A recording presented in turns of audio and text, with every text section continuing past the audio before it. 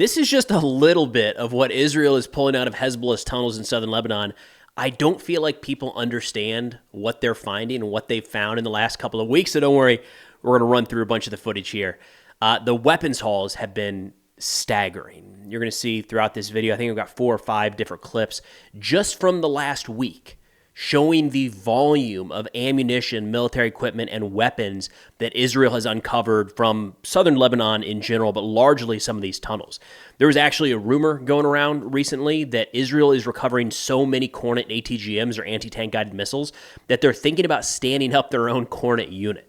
Which, again, that Kornet is a Russian ATGM, and most of what they're finding in a lot of these stashes are Russian, maybe old Soviet, sometimes even Chinese stock.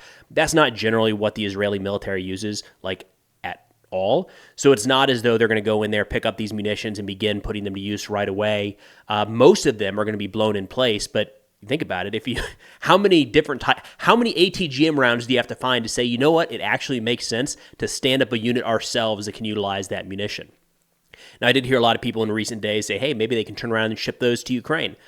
Maybe. I don't know the logistics involved there, but could be on the radar now, especially with tensions increasing between Iran and Israel, and Iran continuing to assist Russia in their war with Ukraine. So maybe it's on the table. But either way, Israel has certainly picked up a lot of Russian, Soviet, and Chinese munitions in recent days. Now, the tunnel networks in southern Lebanon are quite a bit different than what we saw in Gaza. They just had a lot more time and material to, kind of wonder what UNIFIL was doing to allow this stuff to happen.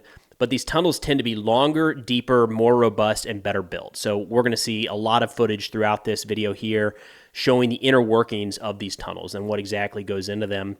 But you'll see, this is not something you do with shovels, right? This was legit commercial-grade tunneling equipment that was operating for a long time throughout portions of southern Lebanon when supposedly they were under the watchful eye of UNIFIL, which I think at this point is pretty clear they probably were not necessarily up to the task. But, this is not stuff you can do and maintain. You can't hide it very well, right? The volume of the digging and then the moving the munitions in there and finishing these things out, adding electricity and water. We'll see running water and full-blown kitchens and bathrooms underground here in just a moment. So again, I do want to stress that all of these videos I'm showing today were released just in the last week. Most of these are in the last 4 to 5 days. So I'm recording this on October 28th, 2024. The volume of the footage coming out showing these tunnels is nonstop. It is every single day.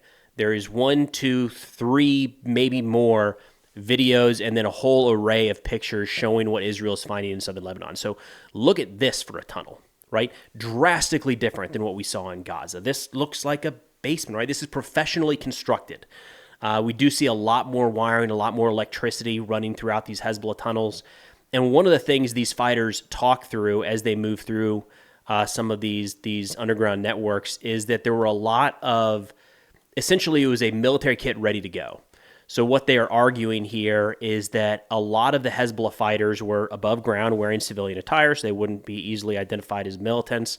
And in these tunnels is where they stash their weapons and uniforms. So if needed, what Israel's claim here is that for the eventual invasion of northern Israel that Hezbollah was planning for some time, they would move to these different locations, houses throughout southern Lebanon, where they could then, and we've seen a handful of the entrances, just like we did in Gaza. An entrance to a tunnel might be in a child's room or just outside of a mosque or inside of a house. You can't actually see somebody getting down in there. So these fighters would flood to southern Lebanon. They would move into normal-looking houses, head down into the tunnel networks. Here we go, full-on kitchens and refrigerators there. A lot of food stashed up for these guys to stay under there for a long period of time. And once they're in the tunnels, they then pick up their weapons. They then put on their uniforms. They get briefed on their mission and get ready to go carry out. Maybe it's launching attacks into Israel, or maybe it's actually moving, trying to breach the wall, the border, and move into Israeli territory. All of that can be done underground outside of Israel's ability to be able to monitor that situation.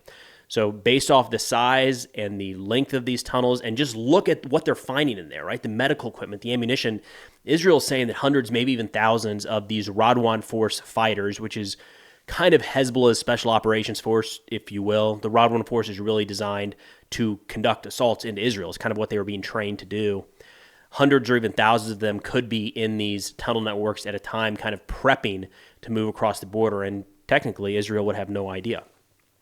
Now, there has been a lot of conversation about why are we not seeing a lot of, direct fire combat engagements with Hezbollah recently. There has been a lot of fighting, no doubt. It does look, by and large at this point, like a lot of the Hezbollah forces were, either killed in the weeks leading up to or the opening days of this ground invasion.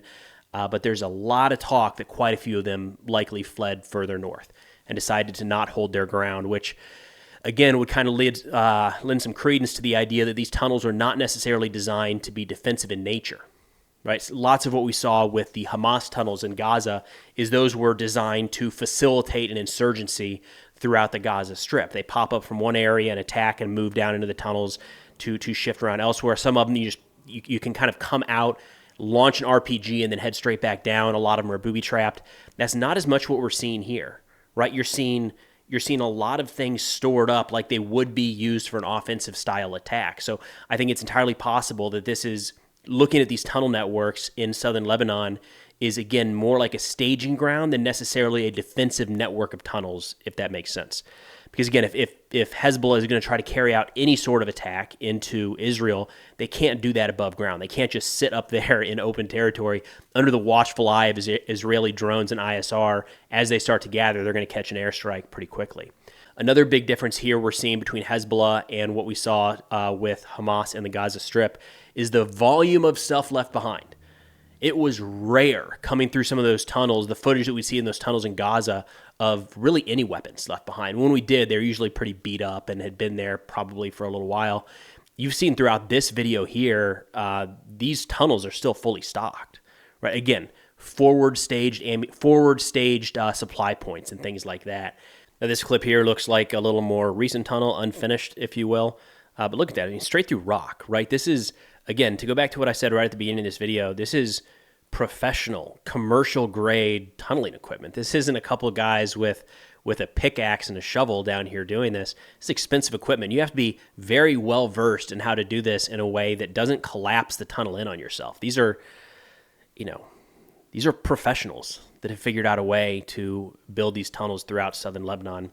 Again, of course, more and more and more and more ammunition. It is shocking the amount of munitions that Israel has been able to pull out, really just, again, in the last couple weeks. And every single day there's more. So we've got another hideout here. This one, not necessarily a tunnel, looks a little bit more like an ammo depot or a bunker, an ammo bunker, if you will. A lot of what we're seeing tends to be relatively new as well. And I do want to stress that.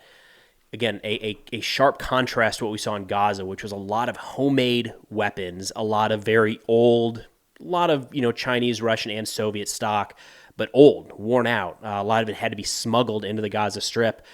Technically, these weapons had to be smuggled into Lebanon, but they were smuggled via overland routes and kind of commercial shipping and commercial trucks at times directly from Syrian military sites and on in. So you've got conventional military weapons in their plastic wrap, still ready to go, untouched, brand new type munitions.